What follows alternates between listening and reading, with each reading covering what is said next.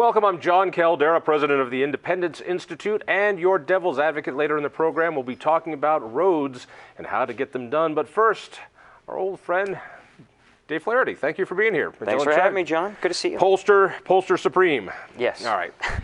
Let's jump into this, because I'm always amazed. 6 months after a major election, it all starts over again. So yes, it does. we've got people running for governor, and then we're gonna have to find people to run for it goes crazy. And I'm amazed how many people have thrown their hat in the ring for governor this early. It seems earlier than ever before. Absolutely. So let's start there. I'm thrilled that for the first time in what seems like 16 years, I think that's about right, there could be a devastating primary on the left that the Democrats might do what Republicans do so easily, which is kill themselves and kill one another in a primary so that the Democrat can win in the general. I think about Bill Ritter. I think about Hickenlooper. Yep. The Mays experiment. Let's talk Democrats first. So you've got a couple big dogs coming in here, including Perlmutter. Yes, we do. We've got Mike Johnston. Yes. We now have Kerry Kennedy. Yes. Who, by the way, drives and does press releases at the same time. Yes, she does. How bad was that, by the way? It was horrible. Why so? Well, it just was amateur hour. In all honesty, I always had, from afar, respect for Kerry Kennedy, former statewide office holder. I thought she'd figure out how to introduce herself to voters. It's not her first dance. And it's sort of unscripted, ad-libbed, hey, I love my house, this is where I grew up, and I'm all about education, and please give me money. It was, I think, an attempt at sort of a John Hickenlooper unique sort of jumping out of an airplane, like, hey, I'm a good guy and I don't run negative ads, attempt at something along those areas that failed miserably. Is it a non-start for her because of this, because of how poorly she jumped into the race? I wouldn't say that you dismiss her candidacy, but she's starting out in a hole, no doubt about it. But Mike Johnson is really the one, he raised $600,000 in the first quarter. That is very, very impressive. That's a real number. And I feel that how he's positioning himself as the leader of the Bernie voters, you know what I mean? The Dem populism. Is he really the leader of the Bernie voters? I think he's trying to. Look, Bernie Sanders, obviously we didn't have a Democrat presidential primary vote between Hillary and Bernie, but Bernie's folks won 60 to 40% the Democrat caucuses. I do believe that the Democrat Party is really ready to have sort of their own little Tea Party brawl like we have in 2010 is in the making. Are you for Bernie? Are you for the grassroots? Are you for putting people first? Or are you what a Dem would consider establishment? Hillary Clinton, if you will. But Bernie Sanders is also a union hack, and Mike Johnson is not. In fact, I think the CEA is not very happy with him because he put in something to help open up the doors to some accountability inside government schools. Sure.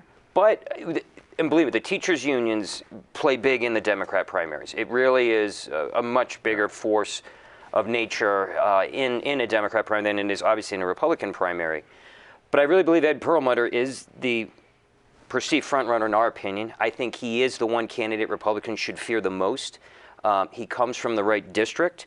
He is not from Denver. He's very, very hardworking. He has a 12-year record, though, of voting that I'm sure is going to come under enormous scrutiny during his primary as well as the general. But I think Ed Perlmutter... Let me do the pluses and minuses here. Sure. So he comes from this swing district, mostly Jefferson County. Oh, what, 7?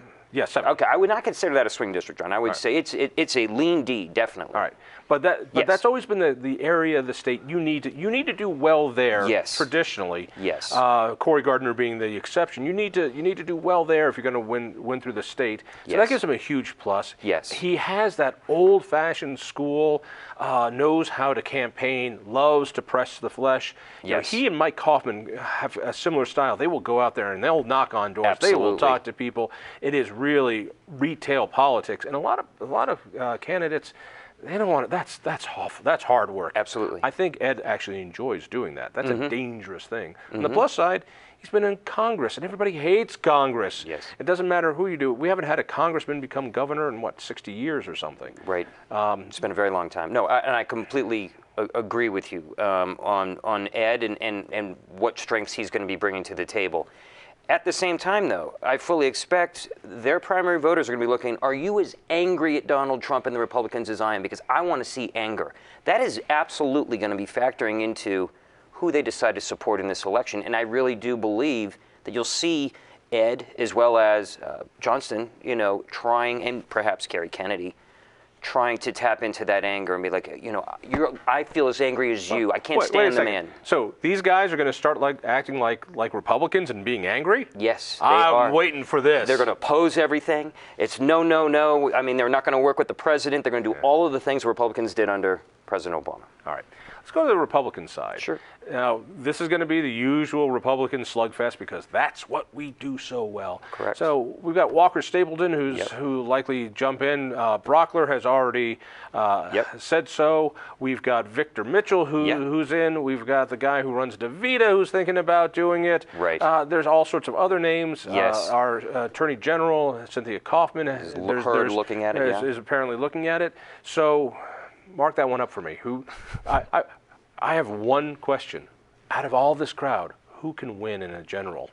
And what could be a devastating year for Republicans? Completely. I completely agree with you on all that, and that is the question. I'm not sure if the 380,000 roughly primary voters in the Republican Party, not including the smidget of independents that we expect to come into the process for the first time, I don't think it's going to be a very large percentage, will be asking that. I'm ready to win, I mean, Darrell Glenn made me feel really good in the U.S. Senate, a uncompromising conservative. But I think that people are like, we really need to get control of this governorship. And I'm really going to be looking at, and I think that is going to be a bigger factor, can they win? At the same time, though, those bread and butter issues that fire up the Republican Party base of immigration, ISIS, the Muslim ban. Trump is worshipped, by the way, by our primary voters. He has a 92% approval rating to our latest survey. What Donald Trump says goes, and if you're perhaps out of kilter or opposed, that's why, Mike Kaufman, with all due respect, sir, don't think about running for governor because of his opposition to Donald Trump is going to be an issue. And it's going to be very interesting to see how our folks also sort of tap Trump's our guy. But to win in what I also do believe is going to be a very difficult year for Republicans. I'm not exactly sure who the strongest would be because we still have to see what are your priorities. If education is not a priority, by the way, John, from our nominee, and one of his top 3 priorities, it's only going to make the road a lot harder because education really is one of those issues that is the path to winning over the independent middle voter of Colorado. All right. This is not turning me on here. You're not making me happy. So what I'm hearing is that in order to win the primary, you have to appeal to Trump voters. Yes. And my guess is a Trump-like candidate will not do well in a general election, seeing that he lost here, and that that 2 years after a new president, the minority party gets huge gains. Yes. And that could be reflected here in Colorado. Absolutely, and you just really hit the nail on the head. To win the primary, you need to embrace most of Trump's policies. The Muslim ban, building the wall. You got to embrace all the policies that will get you killed in the general. Exactly, and we're going to actually be going. Republicans, here we come. It is minefield after minefield after minefield for a Republican to be successful next November. All right, and so the advantage is to whomever wins the Democratic primary. Mm-hmm. Can we say it? Yeah, I would definitely rate the state as leaning Democrat, no doubt about it, even though it is an open seat. All right, let's play a little fun. The 7th Congressional. So now that Ed is out, people are going to be pouring in to run. How do you handicap that one? I give that into the Dem column. I think it's a lean Dem seat. Even Cory Gardner in a Republican year in 2014 did not get 45% of the vote. I think that's extremely telling. That district is very blue collar.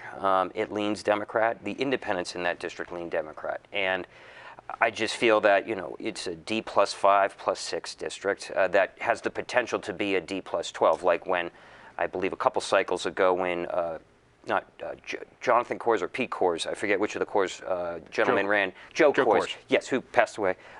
He lost by 12 points, And even in a non-presidential year when younger voters will tend more to stay home, I still think this is going to be a Dem year, and it's going to be very difficult to win over the 7th, no doubt. Is it a goner? I mean, I look at the first which is Denver.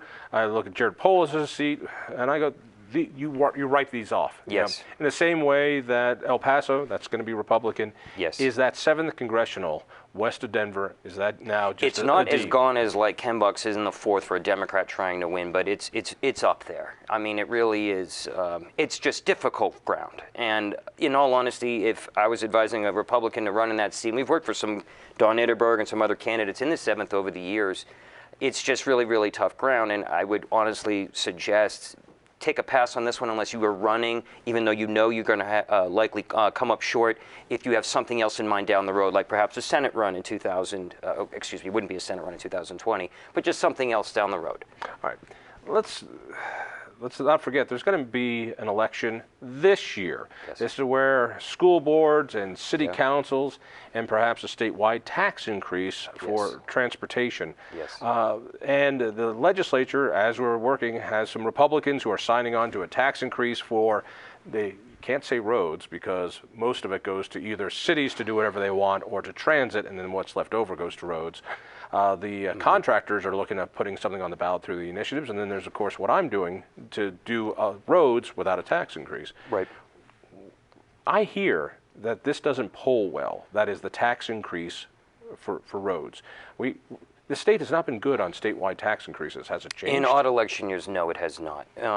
The percentage of the vote going back to 2015, 2013, or 2011, in all of those years when we have an odd election in November, 39% of the vote is usually made up of Republicans, only 33% is Democrat.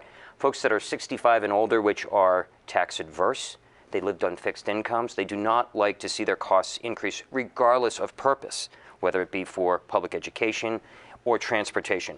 The need and the desire there is to address transportation. You don't have to sell that to voters, but I think it is going to be a very, very close call or tough ground to pass any kind of tax increase this November for the purposes of transportation, just as a general, broad viewpoint.